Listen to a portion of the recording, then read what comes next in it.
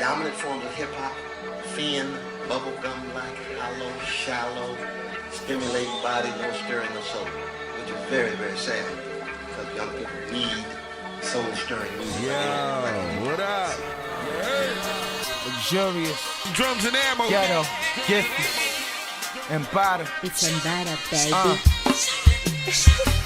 Check. What's up?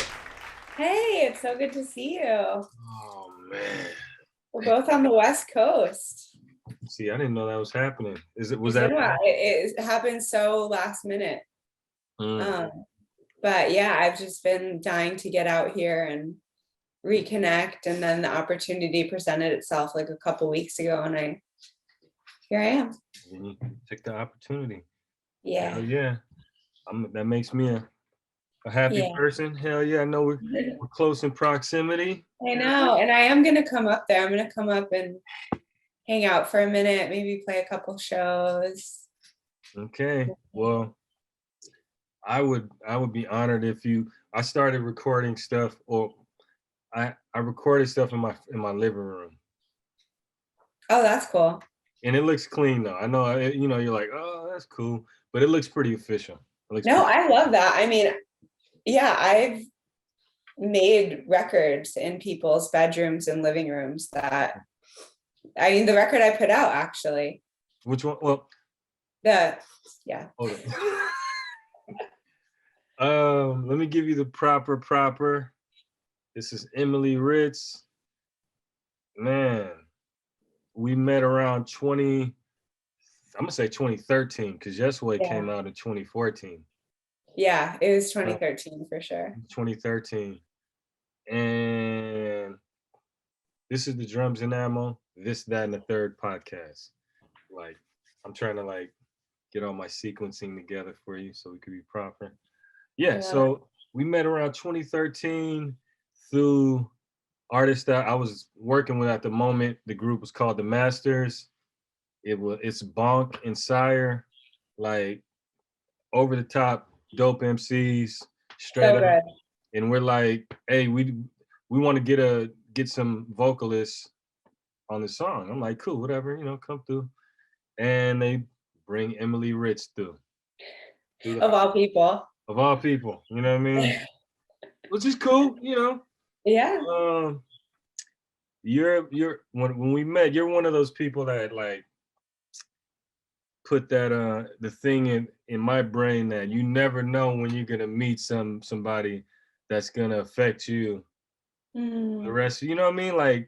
Yeah. So it could be today. Like today I might walk out so now I'm kind of my radar is open to kind of be like, who in my world can I meet today that can affect me and make life better, straight up, I gotta keep it real. I don't think I'm a DJ, so I'm psycho, you know what I mean? It's not even we were talking about the other day, we go camping and I'd go sit in my car for an hour just to, you know what I mean? And I'm just telling them yo. I know when I picture the inside of your brain, it's just music happening. For the most part. So when I say I listen, well, of course I listen to Emily Ritz, but we got to, we're here because, we started with Yesway. We started with Yesway, yeah. That was my project at the time. That was a project. So yeah, so Yesway is an album I've listened to more than anything in my life. Yeah. So crazy. And the second one is Cypress Hill. Wow, what? That's so wild. I hung out with Casey yesterday, by the way. We're gonna make some music together, I think. Oh shit. Are you gonna do it out here? Or are you gonna, where is it gonna happen? I mean, she lives in LA. I mean, it's so weird since I left the Bay, most people other than you in my life have moved down here. Oh, wow. So she's here. The band I was in that the Masters saw, that is why we connected. My bandmates from that project are down here too. And we're going to work on some stuff but yeah, I think, Casey and I have been looking for the right time and space, and now I'm here for a second. So we're gonna jam for the first time. That's breaking news for me. Breaking news. Yeah, I didn't want to bury the lead, No, that's all good. So Emily Ritz, big inspiration for Drums and Ammo, which is the reason I'm pulling computers off of my desk is because literally right this second I'm relaunching the site. So by the time we're done with this interview, the site will probably be looking different, so you can go to it and you can look at it and go, oh shit, this thing is new. But it was started because of you or Yesway, my homie Corey, which I've brought him to shows before, Yesway shows. He lives right across the street. Oh, I could see him probably as I walk out the window. The Jealous Guys, which is a song you sung on a couple of their songs at the house.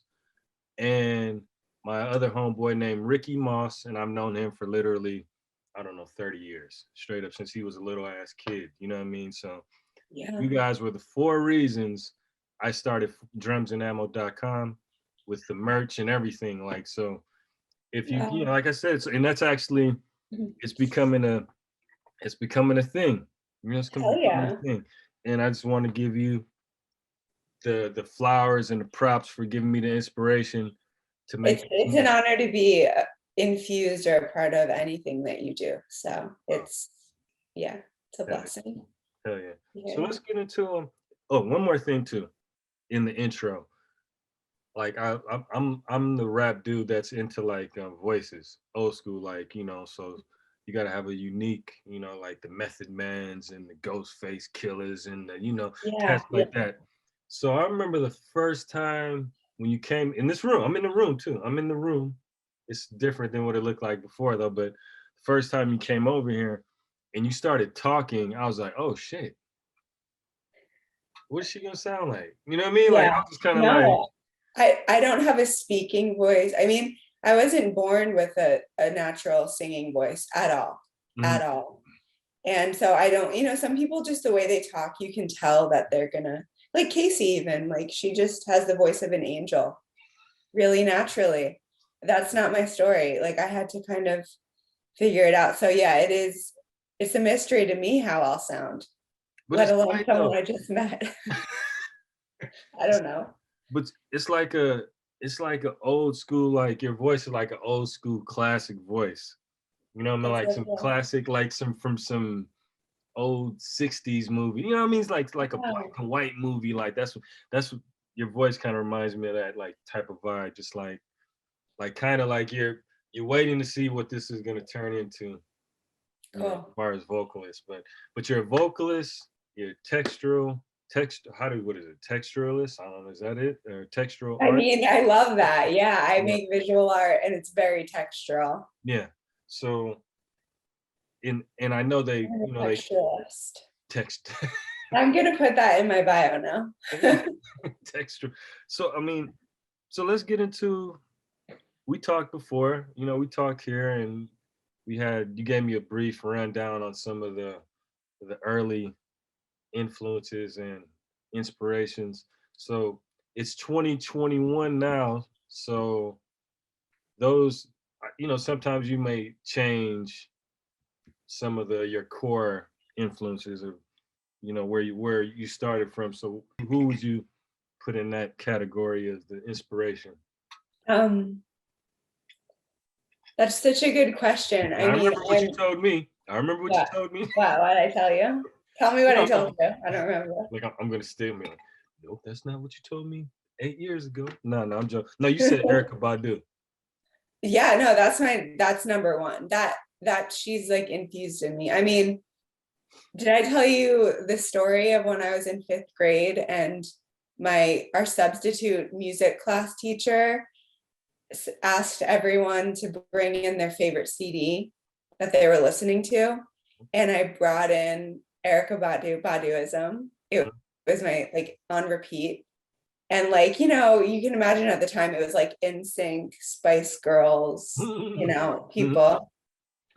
And I bring in the CD, and she had the insert for it was this. It folded out, and it was all these gorgeous, sexy pictures of her with her huge head wrap and like her like showing her belly button, and all the kids were gathering around me like, what is that? And the teacher was like, who are you? Little girl. He was like looking back to me at the time, he was like an old man, but he was probably like 23. Yeah, nothing. Yeah, he was young. Yeah. Yeah, he was like. Yeah. I think she's, yeah, like that record, I feel like I know it inside and out, you know? I used to drive around. I had a big K5, a big truck, a big Chevy K5 with the big swamper, super big, like the, you know, Yeah. big monster truck wheels. And that's what I used to drive around bumping. Crazy, you know, like the 412s in the back. Bah, bah, bah, bah, bah. Yeah, I mean, so good. The bass, the drum and bass in that is like. And it's a trip because I still, like, that album is still unraveling right now. Like, I'm still hearing stories about who was a part of it. I'm like, damn, that's crazy. I didn't know that. Yeah. Yeah, she's a legend. What can I say? And who else? What other inspirations you got? I mean, growing up, like my mom listened to a lot of like Joni Mitchell and Cowboy Junkies, which I don't think I really like understood that I was influenced by till later. But my dad was like the music head. He was really into blues. He was really into rap. He loved Tupac and then also like Steely Dan was on all the time. That's crazy. Which I still love all of that. And I think, yeah, like in high school, I started really getting exposed to music, newer music that was not on the radio. You know, I'd only heard the radio. So I liked like alternative radio when I was in middle school because I wanted to be like a little goth kid. But that wasn't it. And for me, discovering like Animal Collective was really, I think, pivotal, and Grizzly Bear was a really early influence for me. Although when I started writing songs, I was inspired by like Ani DeFranco. Straight up. I remember being 15 and being like, I think I'm queer. Who is this like, you know, girl with an acoustic guitar? I like got a big acoustic guitar, you know, like that. And then later, started getting into the more trippy stuff. And then like the through line for me though has always been rap and hip hop. Like I had Erykah Badu on but I had TLC. Like my dad loved making home movies. He just always had a video camera or a still camera. It was just like fun for him. And there's like a few years there in elementary school where every time he would just burst into my room, so rude, filming. Whoa. And I'd be in there like singing and dancing to TLC. Like Lisa was like everything. So if you do like hey, Emily Ritz, you know, This Is Your Life, then you're gonna have a bunch of footage from that era. Yeah. Oh yeah. I mean, I have so much like, and and Sade, that's another huge one. Like, yeah. So Erykah, Sade.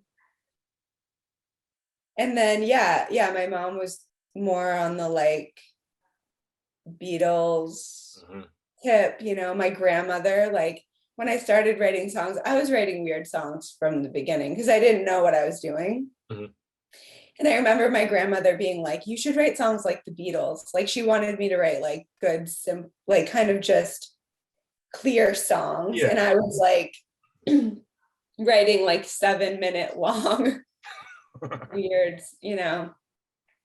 So who knows? But yeah, I still mostly listen to rap. Like Tyler the Creator is a huge influence, and even like, and I like weird voices too. I love Young Thug. I like people who like straddle that line between rapping and singing. ODB was like a big one for me in high school too. That's a trip. You're all in my brain right now because I was thinking about ODB this morning when I was just thinking for some reason he said introducing your fuck that nigga's name. For some reason that's just stuck in my head for like this morning. It's just I don't know. Well, that encapsulates his whole vibe right there.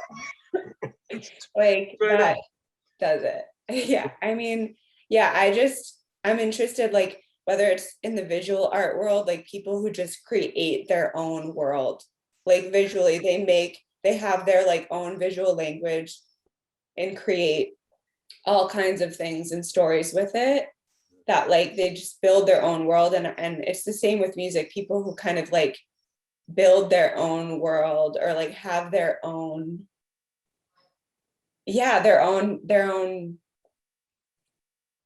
audible like sound, you know, and people like that just really just are born like that, you know. They're just weird and I love it and I'm here for it. I think that's kind of, those are the artists I kind of lean toward. That's the artists I lean toward, are the artists that, you know, I like the artists that talk about like, okay, the streets, politics, I know this is what's happening. But then I like those artists that are like, man, I'm just gonna take you on a trip. We're just gonna go on, you know what I mean? Like, and then you're gonna get a little bit of, you know, I guess the real world. You're gonna get a little, but you're gonna get that real world through their filter. So, you know, if they're talking about whatever the politics is, you might get it, but it might be an abstract line. So you might not get it, you know, for 3 years. Yeah, it doesn't have to be literal, you know. Like I think I mean, yeah, people will ask me what songs mean or what my painting means. And I'm like, what, you tell me, you know, like I know kind of where it was coming from most of the time, not always, but like, I just think it's just fascinating to, be creative and have it be something that can be interpreted. And I think like rap music does that very well, you know. It's like it is storytelling that is so personal, but like is not always literal, you know. It's kind of a bigger picture, it seems to me. So with that, we're talking about creating worlds, so that's like the perfect segue into talking about Yesway. I just I was going through pictures. I shot a little clip the other day, and I just uploaded them. Then I'm just going through my old ass photos and stuff, and I have photos of the night I listened to Yesway for the first time.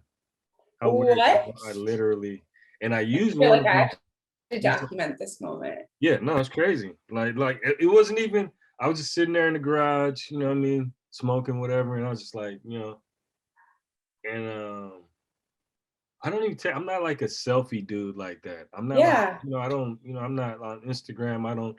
You see me randomly, you know, if there's something going on, but I'm not like, hey, just click. So I was feeling, I had a hoodie on, I had a red hoodie on. I was like, oh shit, this is kind of clean. And I'm listening, and I had the headphones on, and I was sitting in the garage, and I was like, damn. And the thing that really pulled me in was, as I'm listening to it, I'm going, damn, it'd be tight if they do something like this. And you guys did it. You know what I'm saying? That was crazy. You know? Yeah. Like you're like a psychic feeling of like, oh my God, what if they go like in this direction? And then we were like, yeah, cool. We're gonna go in that direction. And that's kind of how that's how I started DJing. Like listening to scratching being like, if they're going, I'm going, oh, they should go, and then they'll do it, and I'm like, oh shit, I think I can probably do this. So that was one of the things that Yesway, connecting. Connecting. So I mean, with Yesway, you guys created like that album is a world. Like that could be a Netflix miniseries. Just that album, just the different, you know, the peaks and valleys and all that. Yeah. That's cool. And I know that's with, you know, Casey, the homie, I know. But I want to get your perspective on going into that album and what led up to it. Like, I'm not gonna Sure. I usually ask the question and I try to give the answer at the same time. But so what led up to Yesway? Well, I had moved to the Bay Area when I was 17 for college, for art school, and was oddly too shy to make friends at school. I thought everyone was too cool. So I decided to go to an open mic, and, I'd been writing songs for a while and instantly felt super embraced by the and started making friends. And I met Casey at one of these open mics. I was blown away by her. She was also way too cool for me for a while. And then, slowly we just kind of became friends. She was already like recording her first solo record. And I never knew anything. I didn't know anything about any of that. So I was just like, wow. And, we would play shows together sometimes. And then I started putting my first band together called Honeycomb. And she joined in playing percussion and vocals and a little electric guitar. I was playing ukulele at the time. It was it was vibraphone, cello, upright bass, ukulele, percussion, and 4 vocalists, not including me. Yeah. That was my first band. And as you can imagine, it was so fun creatively and difficult to orchestrate. I was still in school, and there would be times where I couldn't bring that whole project on the road or whatever. And, Casey too, she would play solo shows without her band. And we ended up touring together as a duo in Europe. Just like DIY, nothing fancy, but it was a very cool experience. The two of us had the opportunity to go and play these random shows. We talked about it last night too. We were remembering our shows in Belgium. Well, I've never been to Belgium since, but I had my EP that was a full band. She had her record that was a full band, and people kept saying, but we wanted recording of just you two, like how we were performing as a duo live on my set and some of hers. And we were like, we should really do that. We should Norway on the train. And we were like, we should make a record that's just us performing the songs as a duo for when we do this again, inevitably. We call it Norway, Yesway. Yeah. So that's how the name came. And then when we were back in the States, anytime I couldn't get my band together for a show or she couldn't, we'd be like, let's do a Yesway set. Damn. And so once in a while, we would just do the duo. We started kind of, writing together. It definitely started out similar to Honeycomb, where I'd have, the start of a song and she would come and join me on it. And then we started really just writing together too, and a very natural. It's interesting thinking about the influences, because I've never been one to be like, to hear a song and be like, I want to make something like that. It all just like infuses. That's why I think I also love listening mostly to rap music, because I can't do that. Like, that's not what I do. So it's not gonna like give me that feeling of like, oh, I need to sound like this. It like makes me feel really, it gives me all the feeling and inspiration without the like mind fuck of like, being too influential on me directly. I don't want to sound like anything, or I don't want to try to. And so with Casey, it was even cooler. It was like less possible to try to sound anything. We did Wotion was the first song we wrote together. That crazy hocketing insanity. But so anyways, all that to say, I graduated from school and wanted to tour, and Honeycomb still felt complicated for a number of reasons. And I was like, let's just do it. Let's just do a Yesway tour this summer. We recorded an EP. And that was like kind of it. It was just, it felt so possible to do this duo. And, I brought, of course, from Honeycomb to play vibraphone on the record, and we collaborated with a lot of the same people for that. But yeah. Damn. The rest is history. So how did you connect with what's the Jeremy? How'd you connect with Jeremy? Good question. So Jeremy he would play in Casey's band. He's an incredible musician, and was able to produce and engineer a little bit. And he had made this EP, this DIY EP we made for this tour in the basement of where Casey was living. I don't know if you even have that. I don't think so. We didn't really officially release it. I feel like we burned copies. We made a CD to sell, and he was just down. He was living there, and he was like, I'll record your songs. And it was like that. And actually it was while we were recording those 5 songs, or however many it was, he was getting sounds on the mic, and I was just, the guitar part on Carried Away, that's really dun dun dun dun dun. I was just messing around in the mic check in the basement. I'm just remembering that now. That song was being written as we were recording. But yeah, so he was just around and super supportive of what we were doing. And he is a weird genius in his own right, musically.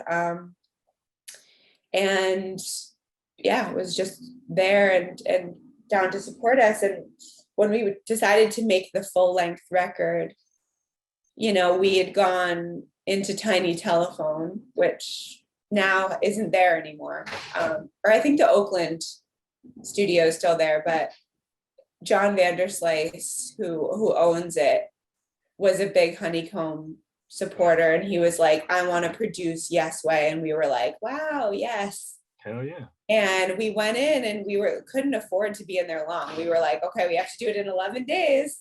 And he was like, that's totally possible. And it wasn't. For Casey and I, our whole thing was singing and playing at the same time, a very holistic. And he was like, oh no, actually we're going to record the guitar separate. That was the beginning of that. We were just it just didn't work. And so what ended up happening was we said, okay, we didn't finish it. We can't finish it. And here we can't afford it. And Jeremy was like, I got you. And we took it out of the studio, and over quite a long period of time, finished it at home with Jeremy at the house. And we even used a mixture of demos. We had gone into Tiny before making the record, did a demo day, and recorded every single song live, just the 2 of us. And several songs on the record are those demos we added things later. But yeah, because what we ended up getting in those sessions, it didn't work. We should have listened to our gut. It's all a lesson in listening to your heart. So you recorded Yesway live then, as you're that. So you didn't do multi-track, guitar, play the guitar and then come back and then play. You literally did it live.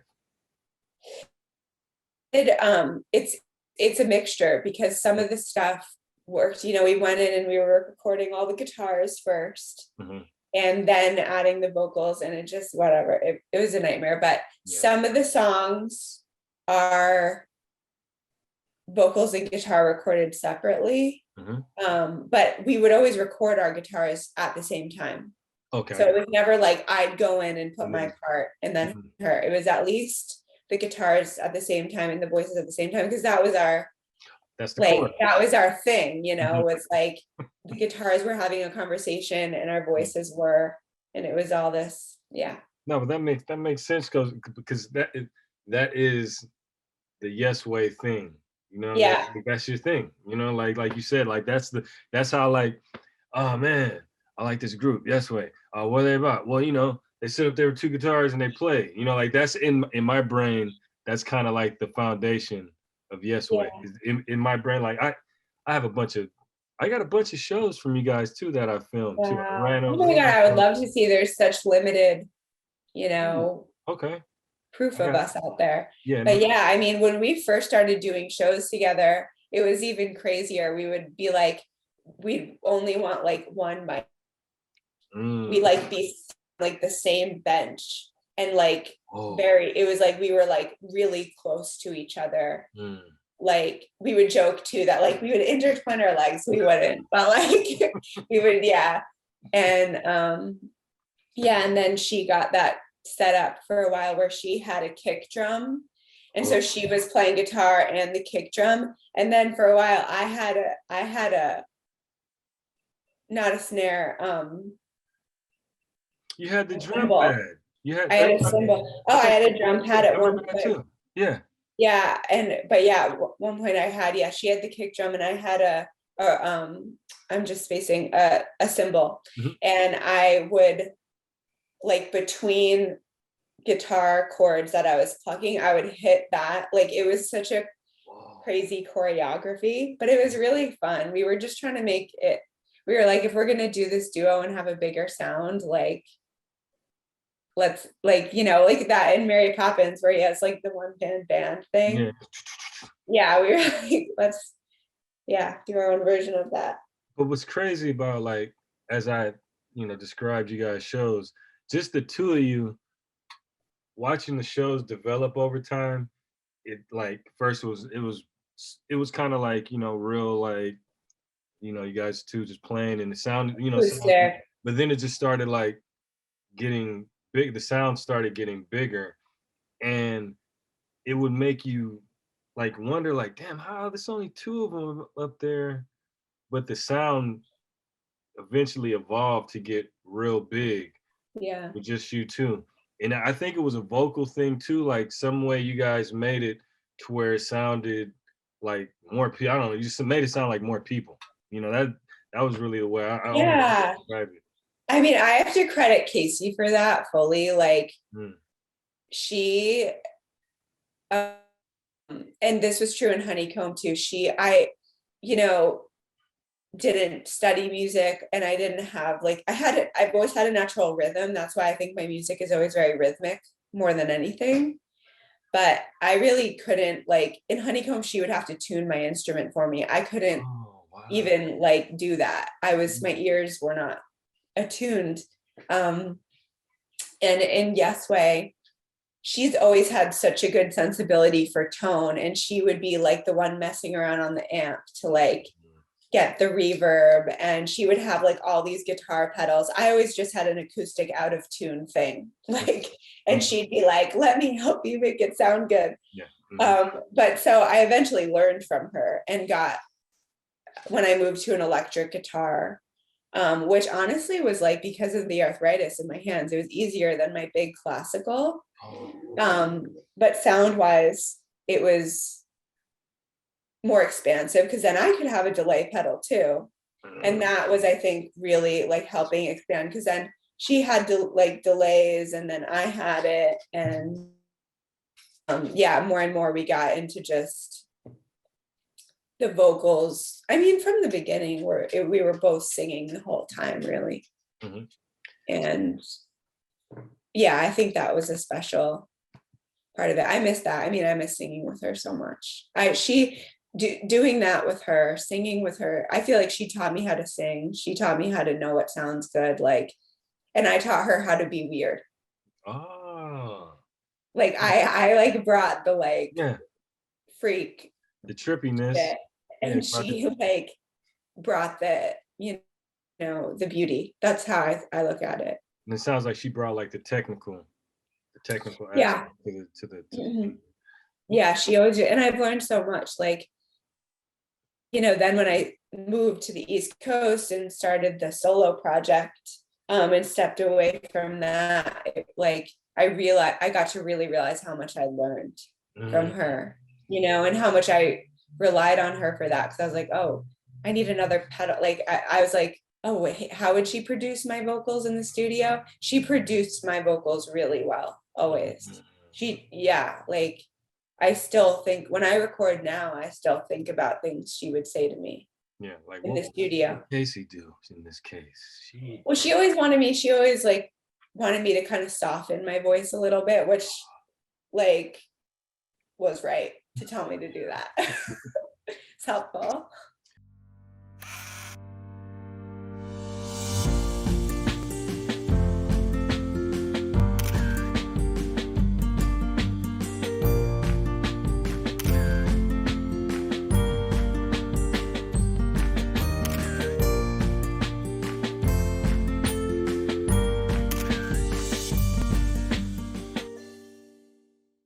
Well, I guess we could talk about the last show you did in San Francisco, where everybody was damn near crying and like, oh no, she's leaving. What the fuck? Yeah, that was so special. Yeah, that was a good night though. But so you moved back to Hudson, New York. Yeah. That's your home base. Mm-hmm. And it was due to you needed that support. You needed that family support for your Lyme disease and arthritis. And can you kind of break that down? And so you moved back, and how long did it take for you to get into creative mode? You know what I mean? Like, or did you just chill or? I mean, I'm like, my endless blessing and really what I feel is a gift in my life is that for me, my creative mode doesn't go away. Like, good. And I really attribute it to having these different modes. Like, I definitely can't constantly make art and I can't constantly make music. It's just, I'm like switching back and forth. So I'm recharging one thing while I'm doing another. It's like, it's just how it's like sustenance for me. So I'm thankful for that. And definitely I was really sick when I moved. I've been struggling for years. And at times I had to step away from both Yesway and Dreams because I couldn't even like perform for an hour. And yeah, finally I was just like, let me go. And, I felt like I'd been in the Bay for 9 years. 9 is the number of completion. It felt like time. I was like, it didn't feel like giving up. I was like, I've seen this through right now. I got you. And I was feeling stagnancy. I was like, let me take care of myself, have the help from my family. And obviously the East Coast knows about Lyme disease. And yeah, it took me like 4 months of treatment to start feeling better. I moved to Hudson. I moved out of my mom's. I thought I'd be there a lot longer. And, it's not always a good idea to live with our moms when we're adults. You know what I mean? But I was lucky I got to, move up there. And with music wise, it took me like a second. I never played under my own name. So booking shows was not happening. I could be like, here's what I was doing. Here's Yesway that I was doing.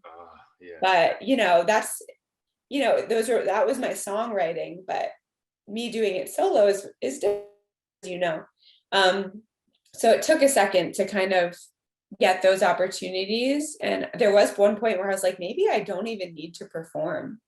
Maybe I only did that to make friends when I was 17 and accidentally got swept up into that world and I never needed it. Wow. Like truly, because I have terrible stage fright also. Performing is like not like easy for me. So I was like, fuck it. Does it is it like one of those, once I get on stage it disappears, or is it like when I'm on stage it doesn't? Oh shit. So once I've pretended to not be nervous for long enough. Okay. And it's like an energy thing with the crowd too. Sometimes if everyone's really paying attention, it makes it worse. Yeah. Like talk amongst yourselves. Yeah, do some turn. But it was a gift to do the solo thing too and have to like get over it, like own that. It's just me up here. They are looking at me, Mm. you know, like acceptance mode. And to really like get the catharsis of that and enjoy it. Cause I get a lot out of it. That's why it's worth it. It's worth the pain. But like, finally I was like, no, I need to do this. Performing is part of it. It keeps the songs I'm writing alive. It gives them life, you know? And so I pushed and then finally started playing shows and knew I had enough material for a record. I knew I needed to make that happen, and it all just came together. So I had moved to Hudson in February and I recorded my first solo record in September. Okay. So that's kind of like the time period. And I recorded it in this beautiful studio there in this church. And similar to Yesway, where it was like, I only have 9 days. Oh shit. But you know, it was possible. And it worked out. And I was actually supposed to make the record there with Luke Temple. He was living in Hudson at the time, and he moved to Point Reyes to be with a friend of mine. We like switched.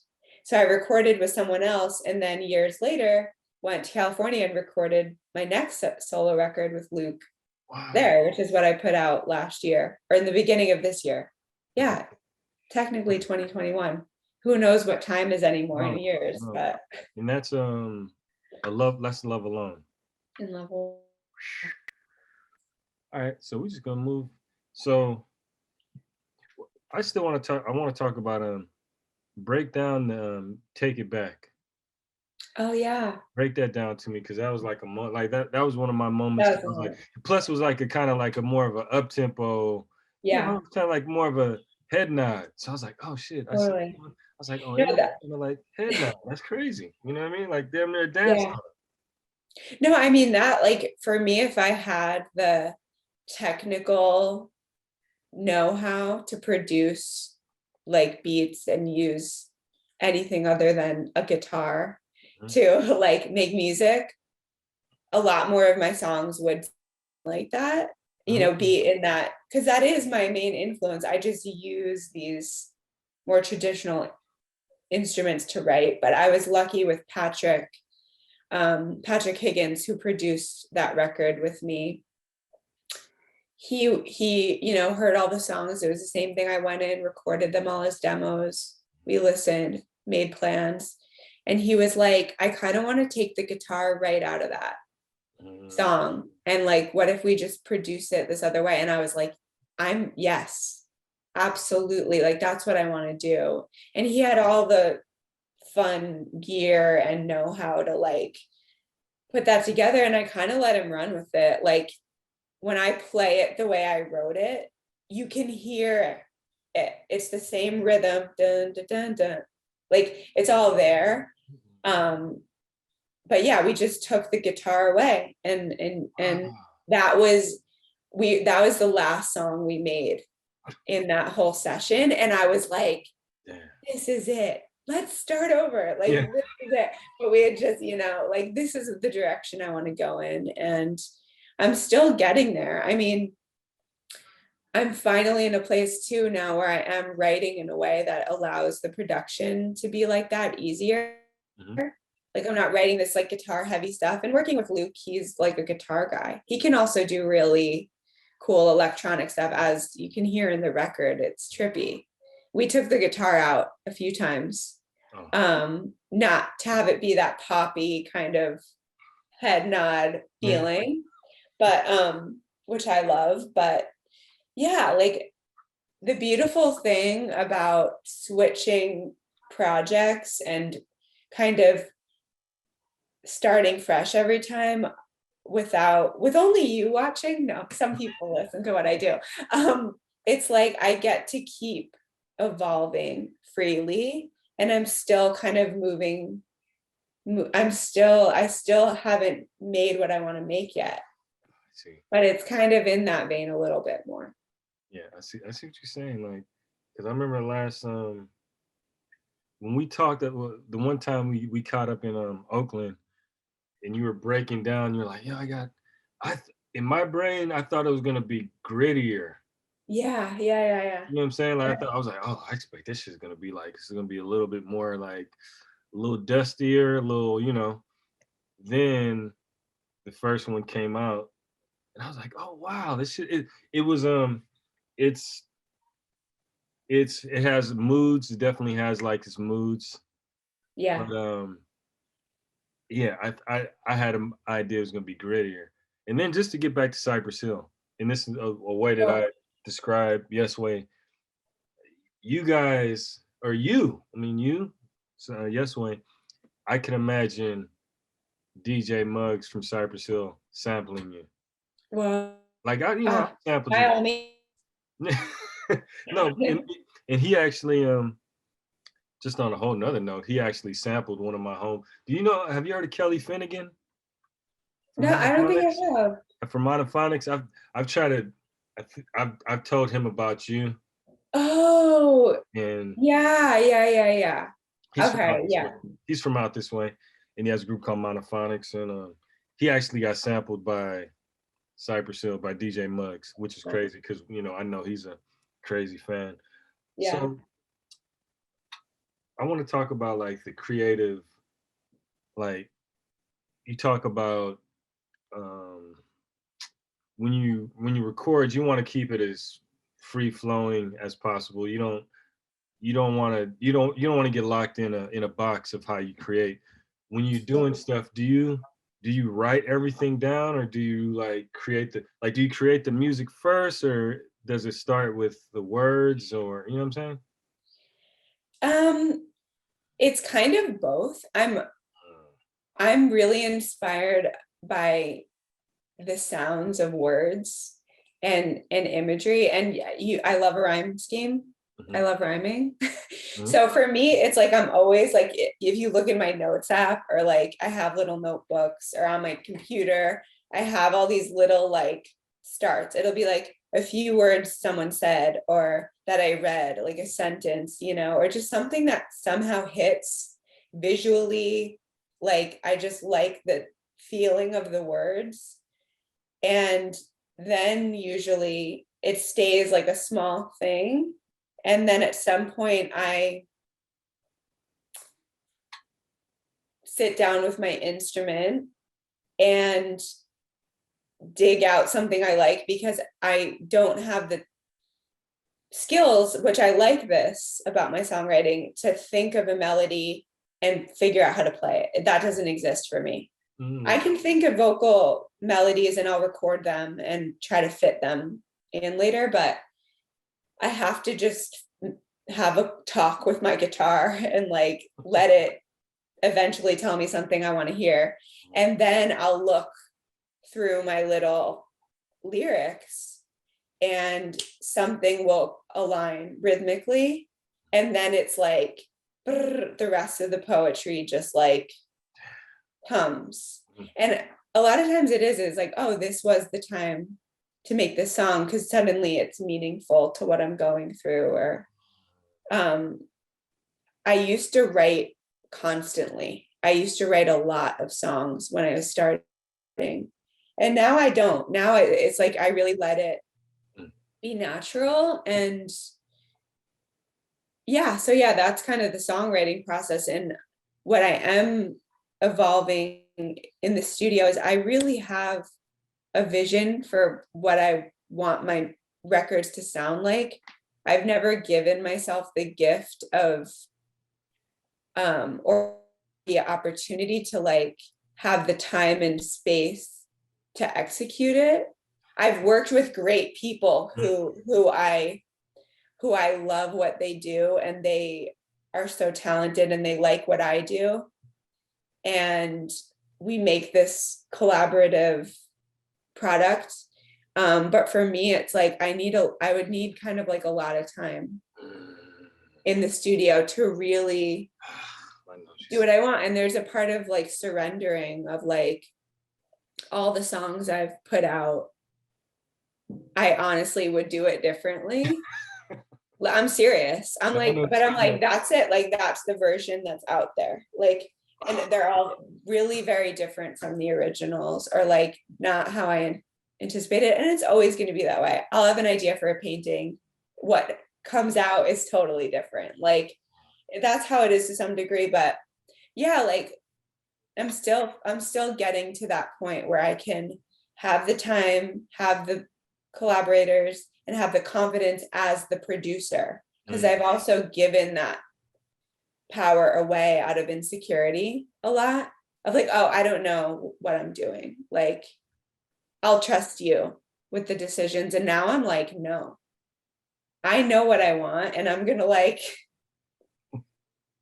make it happen. And I'm thankful to be in this place with it, you know?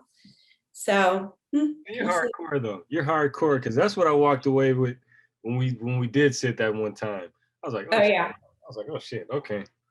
You know what I mean? Because I'm not gonna do. Oh, I'm just gonna send you me. I'm like, oh, like she knows what she's looking for. She's not like, let me just go in the studio and let's just try to figure this out. You know, she's like, no, this is what I'm trying to do here. Yeah. Like a director, like a movie director. Like, no, this needs to happen. You know. So I want to talk about the lump land because that's in my brain. That's probably the name that comes in my head when I think about you, just because it's I love it. Lump land. So break down. You went to art school 2011, which is I didn't know that. Yeah. Something formal, but I didn't know it was art school. So break down how that developed and how it intertwines with the music. Yeah, I mean, from a really young age, I just took to making things. And part of it was I had health problems really young too. So being super active wasn't always in the cards. And I had, you know, I come from a very creative, artistic family who chose, you know, like making a living over pursuing their like artistic dreams, which, you know, then afforded me the opportunity of having support in that way. Like, you know, my parents were always like, yeah, go to art camp and like take art classes. They were very supportive of my like nature and being drawn to that. And when I was 13, I decided to go to art school and I started building my portfolio. I was a little too serious. You know, I was like, I don't know what was wrong with me, but I just had I just knew what I wanted and kind of never looked back. And because for me, making art has always been a very really necessary therapy, you know, and coming from the ancestry I come from, I feel like I've been gifted with knowledge in my hands, like the ability to make things. It's like I have like little brains in here. And so it's really satisfying to do something that you feel like you can just do. Some people can just cook. Yeah. Some people can just play basketball. Like it's like innate. For me, that's art making. And then that mixed with the support. So I was really lucky to get to go to art school. You know, that was like my dream and I made it happen. And I'd fallen in love with California. In high school, I did a pre-college program at San Francisco Art Institute. I was such a homebody, but my friend grew up there and was like, let's do it in San Francisco. And I was like, whoa, really? Okay. And then she ended up not even going. But I'm so glad. I never would have gone across the country, you know, like I don't think I would have thought to do that. And I fell in love with the Bay. I was like, this is it. And so I graduated high school and moved the next year and was like, here I am, Oakland. And it's, you know, people have often, they want to know, like, if I had to choose art or music.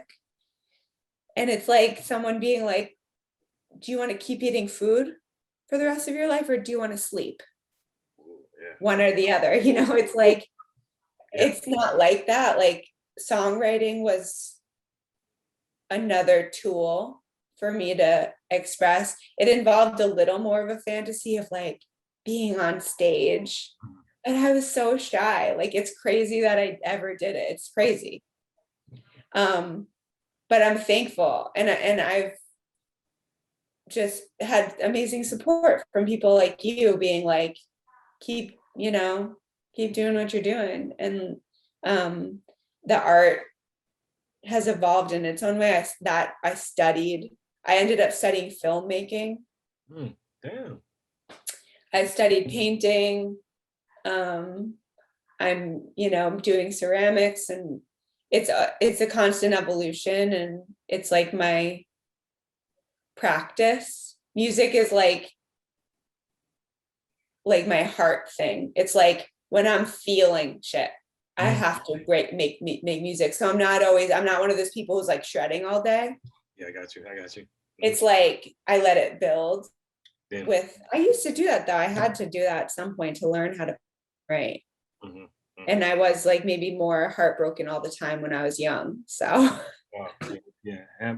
You get over that. Yeah, you had a lot more material to work with. Oh yeah. I mean, yeah, I didn't know it. I was just flailing around. Like, obviously I got myself into trouble all the time. I had a lot of material to work with. Now I am like a little old lady. I'm just like in my studio, going to bed early. Ah. So how's the pandemic been for you? Have you've been able to, you obviously haven't stopped like the productivity. Yeah. Well, it doesn't affect that. I'm so lucky. I was already in my studio making stuff. Like I couldn't play shows anymore, which again can sometimes feel like a relief in the moment, because it's just taking that off of your plate. Yeah. And it'd be one thing if I had like a booking agent, like setting it up for me, and all I had to focus on was getting the performance ready. But it's like I have to do everything. So it's like, okay, phew, can't do it. Oh well, oops, like can't tour. Oh, I guess I just have to write and like, post it online. Too bad. Like, and it wasn't until I released my record that I felt like, really wish I could play a show right now. I was really chilling in the pandemic, and like really lucky. Had my partner, had just a good setup. I'm so lucky. I'm so lucky. If anything, creatively, I got to really do a lot. But yeah, as of the last maybe 4 or 5 months, I've been like, I really want to connect. And that's why I'm so grateful to be in California. This is where my music community is. I love Hudson. I love New York. I have there's so many artists. There's so much there. For me, I'm embraced there.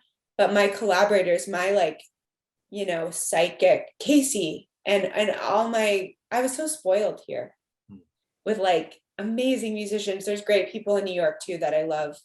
But there's nothing like the people you came up with in your late teens, early 20s. That's a bond you can't break, right? And those people shape you. So the place that shaped me musically and artistically is here. So to be here, I'm like, oh, it's expansive. I can like participate. I'm vaccinated. Yeah. My arm is Let me play a show. Like my arm is I got my first. Oh yeah. God damn, this shit hurt in a mother. Like shit hurt like not fun, but worth it. Yeah. Shit. Yeah. So I'm not trying to hold you. I'm not trying. No, it's so good. I was like, I have an hour. I'm like, well, we could talk for 5. No, this is like no. Give me some mentors. Do you have any mentors in your life? Honestly, my ancestors. Like I feel more and more like open to them. I'm like to let their wisdom kind of come through. And the more I learn about where I came from, growing up, I had no idea. Like I had no idea. And I've taken more of an interest. And so honestly, like I really feel held and guided by my matriarchal lineage a lot. you know, these like really independent, forward-thinking women, these artists. They were artists for a living. Ooh. And they like, you know, did it. That's you right now. That's great. Yeah. But yeah, I have to say, like, I mean, my friends and like people like you who are just like authentic, just like awake, eyes open, ears open, heart open people in the world who are interested in connection and art, and continue to like keep me connected to that in myself, you know, like reminding me of who I am and what important. That's, yeah. So you're my mentor. Yeah, hell yeah. You're my mentor. Hell yeah. Oh, good. So what's happening right now for you? Like what's happening right now? You're in LA. I'm in LA. Projects, you know. I have a big art show and performance in Hudson coming up at the end of summer. So now I'm like getting ready for that. I drove out so I could bring my guitars and my art supplies and stuff. Yeah. Drove out with my dog. It was an adventure. And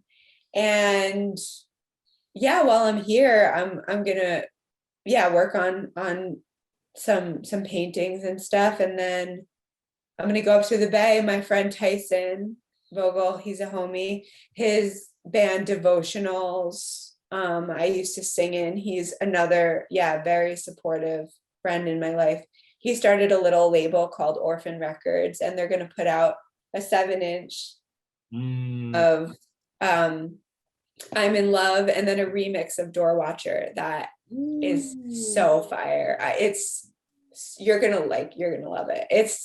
And so that's gonna come out. I'm gonna go up to kind of help that out into the world, play some shows, and it'll be fun to have something physical to offer. You know, with this, the pandemic kind of like let me get off the hook with that. I was like, I can't tour, so I'm not going to press records. I don't have the money. So it's really sweet that he's doing that. And then, hopefully play a show down here. I'm going to reconnect. I'm going to jam with Carly and Rob and Casey and Andrew. And I'm like, oh my God, I cried just thinking about it. I've been so thirsty for it. Like I've just been in New York, just like play with my people. So all right, well, hey, thank you. Those acapellas, we talked about it a couple years ago. If you ever start feeling loose and you want to send those acapellas to me, or a acapella or anything, you know, I got sources, I got people, you know, that would play with those acapellas. Like you talk about remixes, I'm like, ooh, so fun. Let's not play. Yeah, and I'm gonna come up there, and I'm gonna come into your studio. Let's do it, please, man. I mean, you know, I always love to do that. I always get so much out of that experience, just to be in a space with somebody who I admire, who trusts me, and like is just like, do your thing. Yeah, that's such a gift. Yeah. Although I never forget like being in there with the masters, and they were like, just say masters like in a sexy way, like how girls on rap music do it. And I was like, have you heard my voice, my speaking voice? Like, I can't do that. But I was like, I did it. Yeah. We used it. I know. And it sounds fine. It's just like, I love picturing rappers. Like I love picturing Young Thug, like doing all those crazy sounds in the studio. Like I just love to like be a little fly on the wall, but I'm thankful nobody could see me in there being like masters. It's so embarrassing. Which is funny because I'm always, I regret that I didn't put a camera in that booth. Oh, wow. Well, I don't regret it. That would have been crazy, man. Well, thank you for taking the time out. I appreciate it. Thank you for having me. I'm gonna see you soon. Miss you. You know what I mean? That's right. I miss you always. We caught that last show in New York just randomly. Yeah, that shit just. That was, yeah, that was really beautiful. And that was right before the pandemic. Yeah. Yeah, that was been one of my last shows. That was such a treat to see you there. It's rad, man. You know, you can't make that shit up. You know, I'm in New York, Yeah. you know, doing Yeah. nonprofit with the youngsters, and then it's like, oh, I got a show tonight. Well, guess what? Yeah. I'm just gonna, man, you can't make that shit We're up. connected. Thank you. Thank And you so like much. I said, we're gonna hook up. I'm gonna catch you. I might take an LA trip if I need to. You know, Yeah, hey, I'm gonna be here, and between you and me, I am thinking of moving here. Whoa, breaking news. So, yeah, breaking news. It's like, it's all just, I'm putting it out there. Ooh. So That's it. Okay. it's gonna happen though. What's your social stuff? You know, all your. Oh yeah, at Lumpland. That's why, you think of me that way. At Lumpland on Instagram. My website is my name, emilyritz.com. I have a Patreon now where I'm like putting up covers and acoustic versions of songs and process videos of my paintings. So yeah, find me. Oh yeah. All right. Well, this is DJ Ambush, T. Scott, Ammbaataa for This, That, and the Third podcast, Drums and Ammo. And say thanks to Emily Ritz, and I will see you. Love you, sis. I'm gonna see you. Peace. Okay, love you. Bye.